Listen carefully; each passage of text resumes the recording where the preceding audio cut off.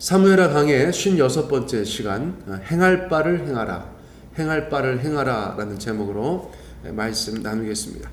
오늘 본문의 배경을 저희가 이미 다루었지만 다시 한번 간단히 말씀드리기 원합니다. 다윗의 군대가 압살롬의 군대를 이긴 상황이다. 이긴 직후의 상황이다. 그런데 오늘 본문의 직전 구절인 3절에서 다윗의 군대가 이상하게 행동합니다. 3절 말씀 다시 한번 읽어드리면, 그날의 백성들이 싸움에 쫓겨 부끄러워 도망함같이 가만히 성읍으로 들어가니라. 전쟁에서 이긴 사람들인데 싸움에 쫓겨 부끄러워 도망하는 사람들처럼 가만히 성읍으로 들어갔다는 것입니다. 마하나임 성읍으로 가만히 들어갔다는 것이에요. 왜 싸움에서 승리한 군사들이 부끄러워 도망함같이 가만히 성읍으로 들어갔습니까? 그것은 이 전쟁에 대한, 이 승전에 대한 다윗의 언행 때문이었습니다. 4절 말씀해 보니까 왕이 그의 얼굴을 가리고 큰 소리로 부르되 내 아들 압살롬아 압살롬아 내 아들아 내 아들아 하였다는 것이에요.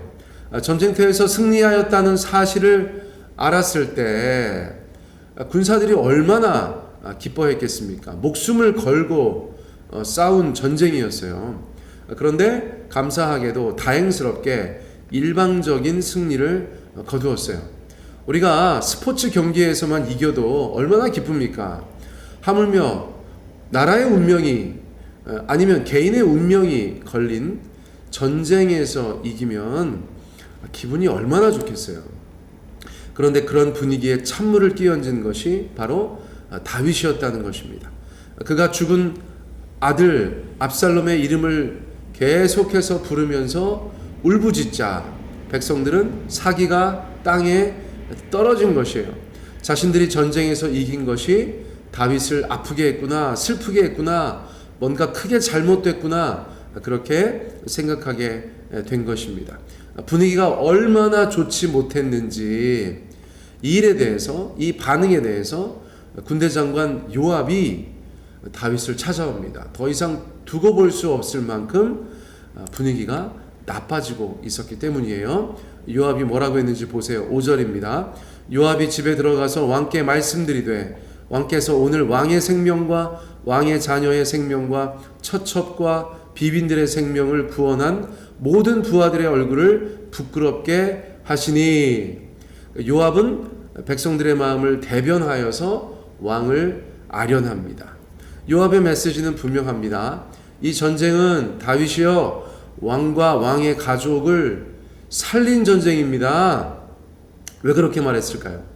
실제로 중동 지역의 고대 국가들은 전쟁에서 이긴 사람이 진 사람들의 가족들을 몰살하곤 했어요. 이런 일들은 저희가 영화나 드라마에서 많이 보잖아요. 그러므로 요압의 말은 진실이었던 것입니다. 다윗의 입장에서는 전쟁에서 졌다는 것은 상상하기도 싫은 거예요. 엄청난 불행한 일들이 닥치게 되니까요. 그런데 이겼습니다. 그러면 기뻐해야죠. 자기는 아들 때문에 슬퍼한다고 해도 군사들은 마땅히 격려했어야 되는 것이죠. 그런데 그렇게 못했다는 것입니다. 생명을 구원한 모든 부하들을 부끄럽게 하고 있다. 이것이 요압의 항변이었어요. 당연히 승전가를 부르고 환호하고 격려하고 치하하고 보상해야 하는데, 그렇죠? 잔치를 베풀고 음식을 나누고 춤을 추고 노래를 해야 되는데 다윗이 왕이 압살롬이 죽었다고 아들 잃은 슬픔에 빠져서 압살롬아 압살롬아 하면서 울부짖고 있으니까 적어도 백성들의 입장에서는 죽을 맛이죠. 야, 이거 아닌데, 이게 아닌데 요압은 지금 그 이야기를 하고 있는 것입니다. 자, 계속해서 요압이 말합니다. 6절 말씀 보세요.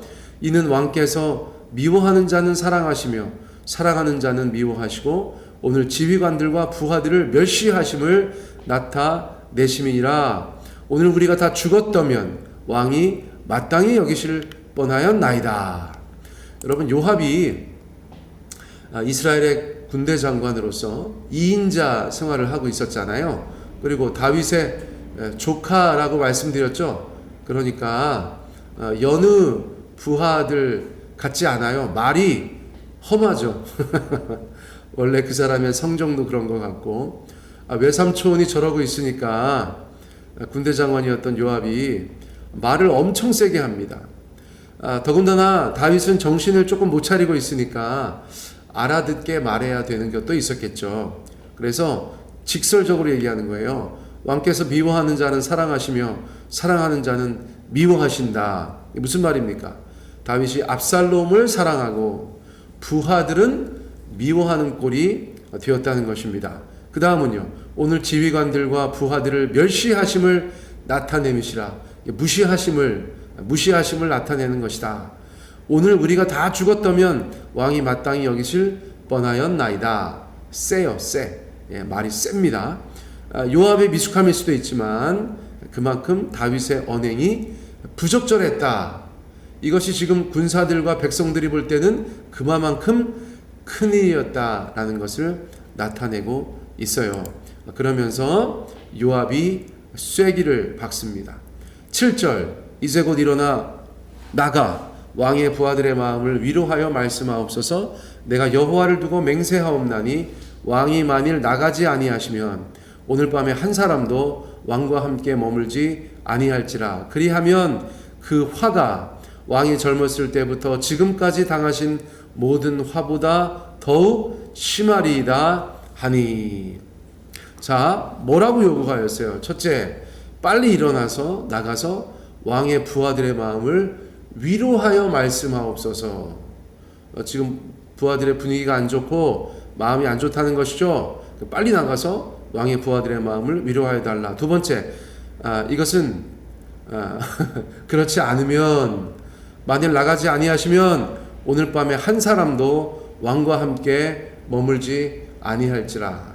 이건 뭐 파업을 선포하는 것인지 겁을 주는 것인지, 빨리 가서 군사들 위로하지 않으면 오늘 아무도 남아있지 않을 것 같은데요. 나부터도 그럴 것 같은데요. 반협박이죠. 그리고 나서 그리하면 그 화가 왕이 젊었을 때부터 지금까지 당하신 모든 화보다 더욱 심하리이다. 다윗이 뭐 정신이 번쩍 들겠죠. 아이고, 내가 그동안 고생한 게 있는데 요압이 볼 때는 이전까지의 고생보다 더 큰 고생을 하게 될 것이다.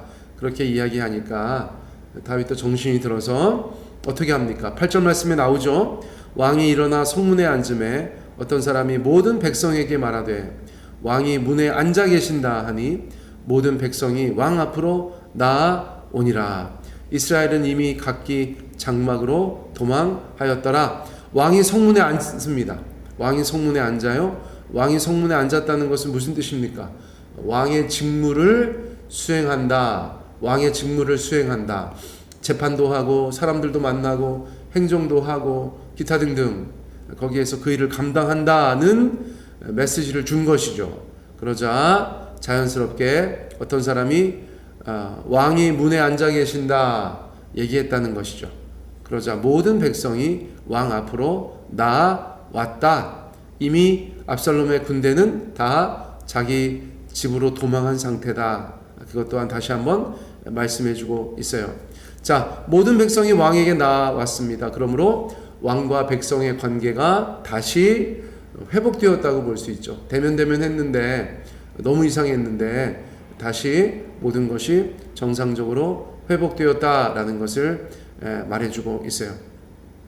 다윗은 전쟁에서 승리했지만 아들을 잃은 슬픔에 빠져서 왕으로서의 언행을 잃어버렸었죠.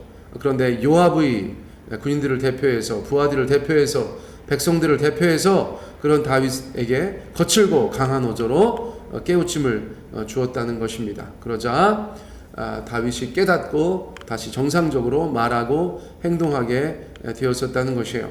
자, 오늘 말씀을 보면서 그런 생각이 들었어요. 우리도 인생을 살아가다 보면 우리 각자의 역할이 있잖아요. 여러분들이 어떤 자리에 계시든지 어떤 직함을 가지고 계시든지 또 어떤 이름으로 불리시든지 간에 여러분 우리가 할 일이 있어요. 누가 아빠라고 나를 부르면 아빠로서 할 일이 있고, 목사님이라고 부르면 목사로서 할 일이 있는데, 때로는 인생을 살다 보면 어떤 일들 때문에 뭐 사건이나 사고나 어떤 충격적인 일이나 아니면 누적된 어떤 데미지들이나 아니면 갑자기 찾아온 이런저런 권태나 모든 것 때문에, 여러 가지 때문에 우리가 정신없이 그 일에 몰두하지 못하고 많은 사람들을 실망시키고 그 분위기가 이상하게 될 때가 있다는 것이죠. 여러분, 그때 요압 같은 소리가 우리 가운데 있어야 된다, 있으면 좋겠다, 그런 생각이 드는 거예요. 아이, 정신 차리세요. Wake up, attention. 그런 소리들이 우리로 하여금 다시 일상의 일들을 감당할 수 있도록 돕는 소리구나, 그런 생각이 들었어요. 다윗은 엉뚱한 곳에서 위기를 맞이하였지만 요압의 권면을 따라서 그가 다시 일상으로 회복하여서 왕으로서의 직무를 감당하게 되었다는 것이죠. 여러분, 우리가 어떤 이름으로 불리워지고 있습니까? 우리가 어떤 자리에 있습니까?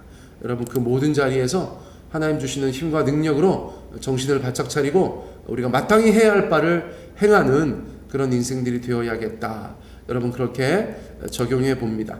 저도 교회 공사가 진행되면서 제가 공사에 직접적으로 관여하진 않지만 날마다 찾아다니고 기도하고 그것에 대해서 관심을 갖다 보니까 이건 뭐 대단한 삶의 어려움이 있다는 것은 절대 아니고요. 그냥 마음이 또 거기에 가 있는 경우도 있으니까 마땅히 더 해야 될 것들, 열심히 해야 될 것들 잘 못하지 않나? 여러분, 그렇게 또 돌아보게 되더라고요.